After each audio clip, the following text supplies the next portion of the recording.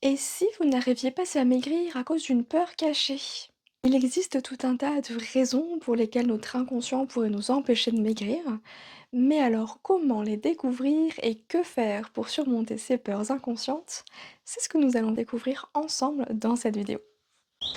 Bienvenue, je suis Aurélie Nussbaumer, psychologue et hypnothérapeute. Je vous aide à maigrir grâce à la psychoneuronutrition avec l'Académie Mincir Autrement où le but est de vous alléger du poids du passé. Lors de notre rendez-vous mensuel avec les membres de l'Académie Mincir Autrement, nous avons évoqué le bénéfice secondaire de ne pas reprendre le sport. Il s'avère qu'il y a des avantages à ne pas reprendre le sport, comme le fait de se préserver d'un effort supplémentaire à fournir, malgré la conscience qu'après une séance de sport, on se sent bien.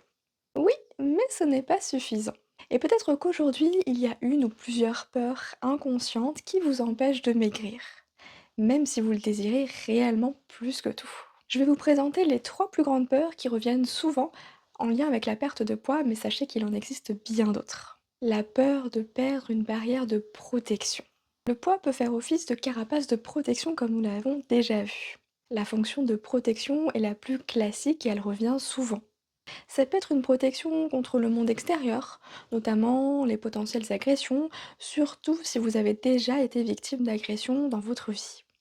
Votre cerveau a pu associer le monde extérieur avec la notion de danger et votre inconscient a bien pu mettre en place une stratégie de protection en passant par le corps et ses kilos en trop. Observez si vous avez pris du poids suite à un événement où vous ne vous êtes pas senti en sécurité par exemple. La peur de perdre son identité. Certaines personnes pensent que les gens en surpoids sont toujours plus sympas et qu'en perdant du poids, on va être moins amusant. C'est une sorte de stéréotype auquel notre cerveau est accroché et il préfère alors être sympa et gros plutôt que mince et antipathique, par exemple. C'est une histoire de croyances et je vous invite à les travailler car dans ce cas, ce sont des croyances limitantes qui vous empêchent de maigrir. Et je vous invite à regarder ma vidéo sur les croyances pour aller plus loin si cette peur fait écho en vous. Et outre ces aspects de la personnalité, le poids peut être vu comme une véritable identité familiale, notamment si tous les membres de la famille sont en surpoids. Comme si le poids devenait un signe distinctif à part entière d'appartenance à votre famille et que maigrir impliquerait une sorte de trahison. Je le répète, hein, mais tout cela est inconscient bien sûr, hein. Observez simplement comment cela résonne en vous. Est-ce que ça vous parle ou pas du tout? C'est peut-être une piste à explorer. Sachez que vous n'êtes pas votre poids. Par conséquent, qu'importe le chiffre affiché sur la balance, vous êtes et resterez toujours vous-même. Sans oublier le fait que la perte de poids implique un changement de garde-robe. Et ce changement peut réveiller une peur de ne pas se retrouver soi-même, de ne plus savoir comment s'habiller. Il arrive fréquemment qu'après une perte de poids rapide, notamment, les gens ne se reconnaissent plus dans le miroir, et ça peut être terriblement angoissant.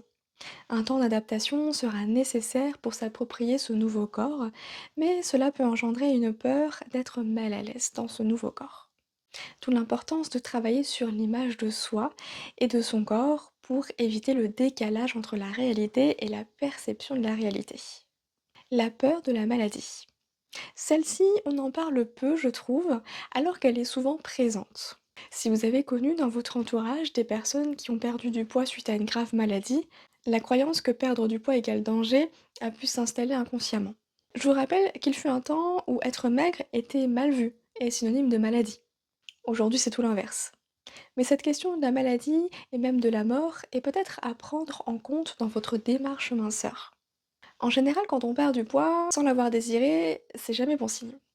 Prenons les êtres humains ou les animaux d'ailleurs. Les animaux de compagnie n'ont pas la possibilité de nous dire s'ils ont mal ou si quelque chose ne va pas. Alors le premier signe, c'est l'appétit. Et un nourrisson qui perd du poids est très mauvais signe également.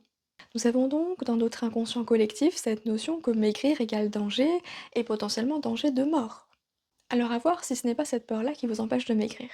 N'oubliez pas que votre inconscient est là pour vous protéger et il va tout faire pour vous garder en vie.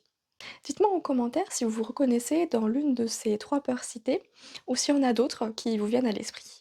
Si vous avez envie de creuser du côté de votre inconscient, je vous invite à participer au challenge gratuit que j'organise du 9 au 13 janvier. 5 jours pour reprogrammer son cerveau pour maigrir. Je vous mets le lien d'inscription en description. En attendant, moi je vous retrouve mercredi prochain à 18 h. Prenez soin de vous. Et n'oubliez pas, si ce que vous faites ne marche pas, faites n'importe quoi d'autre.